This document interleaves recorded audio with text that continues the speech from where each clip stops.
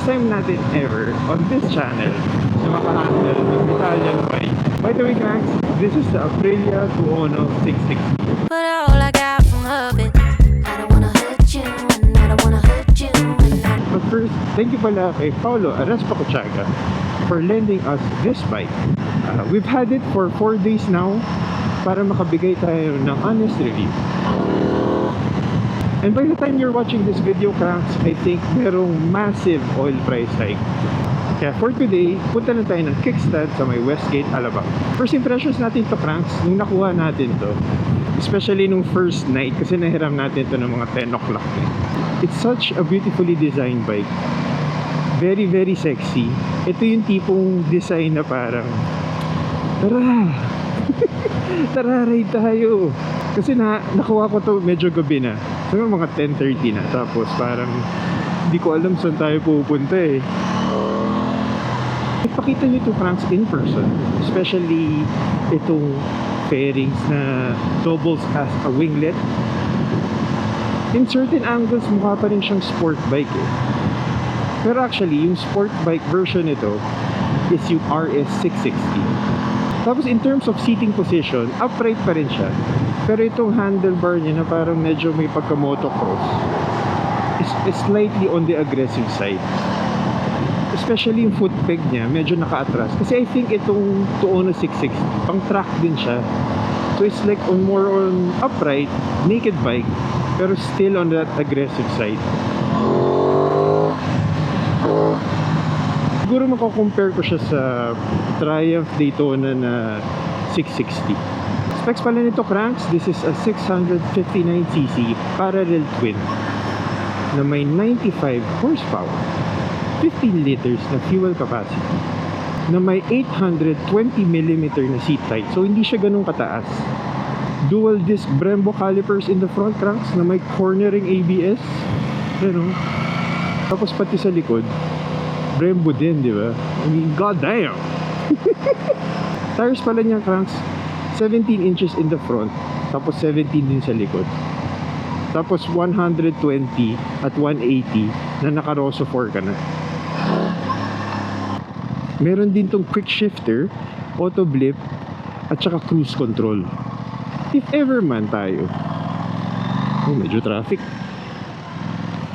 rush hour, if ever man, Cranks, magkaroon tayo ng Aprilia Tuono 660. Ang mga upgrades natin dito, grabe, pangit talaga ng kalsada dito sa part na to ng Philinvest. If ever man, Cranks, na magkaroon tayo ng Aprilia Tuono 660, mga papalitan ko dito siguro is yung side mirror. So ito, siguro gagamitin natin, Cranks, yung favorite natin, yung Baphomet pa rin, yung medyo pointy yung edges. Mas sanay na tayo dun. Siguro flame sliders. Tapos siguro exhaust. Although ngayon kasi medyo vague yung rules and regulations eh, in terms of kung ano ba talaga ang gusto nilang gawin ng LTO sa pagdating sa mga exhaust. Especially implementation, yun yung magkakaproblema dyan. Pero kung sa future, okay na siya, kuha tayo ng slip-on exhaust para marinig natin yung Italian grunt. Pero dito sa stock na to, kahit 7,000 to 8,000 RPM, ang ganda niya tumunog eh. Hindi niya, Franks, ha? One thing na manonotice nyo dito, Cranks, in person, at ako personally, gustong gusto ko siya, is yung curve dito, yung ergonomic ng gas tank dito. Kasi, Cranks, tingnan nyo, once na nag-corner kayo, diba? Hinahug niya talaga yung hita mo without any extra effort kung magko-cornering ka. Kahit walang tank grip, parang confident ka na stable ka.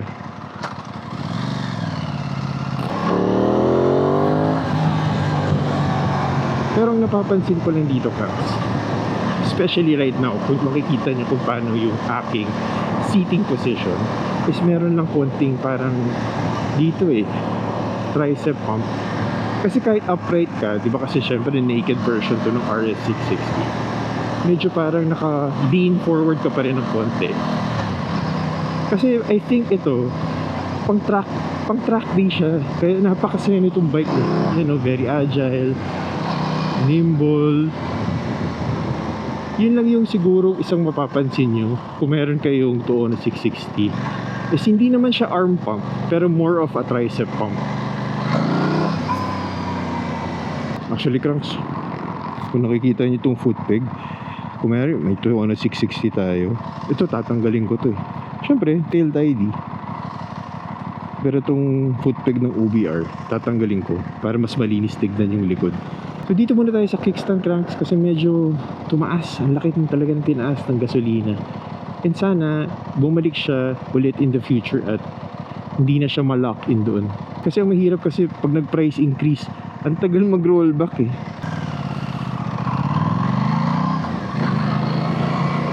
Kasi marami-rami pa tayo ma-review ng mga middleweight na bike hanggang sa makaroon tayo ng decision kung ano talaga yung ating bibilin. And thank you pala, cranks, sa mga nanood dun sa Z900 natin na video.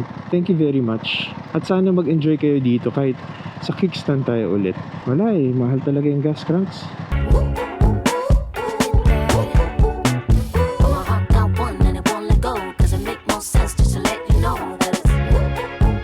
One thing na na-notice ko din, cranks, yung torque niya, sakto lang. Tapos yung ABS niya, especially sa front brake, napaka-smooth. Yung napansin ko kasi sa Z900, diba, kahit i-feather mo yung Z900 sa front brake, minsan pag may konting jerk eh. May konting, very very slight jerk lang naman. Pero to, very very smooth. So yun yung parang main difference niya. So ipares mo yung hubog ng tank na to. Tapos diba magta-track day ka. Tapos cornering ABS. May sobrang saya, diba? Pero di natin alam kung sa future malay mo mag-track day din tayo. Tapos cranks, kung titignan dito, you know, may button dito sa ilalim. Tapos ganun lang kabilis magpalit ng riding mode. Diba? Off throttle ka lang tapos pwede ka na magpalit. Pero ang gamit natin actually everyday is dynamic. Anyway, cranks, tara. Coffee tayo. Trying to stay low-key, don't photo me. You either a friend or a photo me. I'm in Brazil in fantasy. Damn, this just sounded like jealousy. Come and talk to me now like it's 91. Hard to say when you would not lay around with everyone. You know what? What's up, cranks? So nandito tayo sa kickstand ulit sa Westgate, Alabang. And ang masasabi ko lang is this bike, Aprilia Tuono 660, is such a beautifully designed bike. Very agile, nimble, light, diba? Anything that you can ask for siguro para sa isang naked bike. Pwede rin siya pang track. I think yun nga, may settings siya, diba? Nakita nyo bago tayo bumaba. Pero siguro, syempre, obviously, ang problema natin, syempre, obviously, is budget. I think ngayon, dati 860,000 siya. Ngayon, nasa 660,000 ata siya eh. And another thing is, ang problem is yung after-sale support, if ever, nitong Aprilia. Kasi yun yung pinaka kailangan yung i-consider kung bibili kayo ngayon. Like yung mga engine parts, di ba? But for me, meron at meron sasalon yan. Lalo na ngayon, in terms of sa MotoGP, di ba? Medyo nakaka-porma eh, di ba? So, imposible naman na walang sasalon ng Aprilia brand para especially sa mga parts. Probably this year, di ba? Actually, Aprilia, KTM, medyo nakaka-porma this year. Pero kung ko-compare ko ngayon yung mga na-test ride natin, kunyari yung Z9 at saka ito, I think ito yung pipiliin ko. Pag dumami-dami na yung mga middleweight na na-review natin, gawa tayo ng list every end ng video. Pero so far, I think ito mas mataas siya sa Z900. Yung front brake, medyo naiilang ako eh. Ito kaagad parang on the second day, second night na nahiram natin. Kumbaga, ang bilis mo mag-acclimate. Ang bilis ko nag-adjust kaagad. Kaya yung sinabi ko nung umpisa ng vlog na parang tatawagin kayo. Parang, alika dito, ride tayo. Once again, I would like to thank Paolo Arespa Cochaca for lending us this beautiful bike na Aprilia Tuono 660. Kung nagustuhan niyo itong video na to, make sure to subscribe on our channel, Crank Casual. Meron din tayong Facebook, Instagram, and TikTok. Thank you for Daily Grind pala for our merch for today. and Stans Pilipinas for our cap. So on the coming vlogs, Cranks, na-review natin ng mga middleweight. So medyo malapit-lapit lang tayo ng mga coffee shop kasi yun nga. Medyo mahal yung gas. Pero wala, Cranks, mag-ride pa rin tayo. So anyway, kita-kits tayo sa next video. Bye!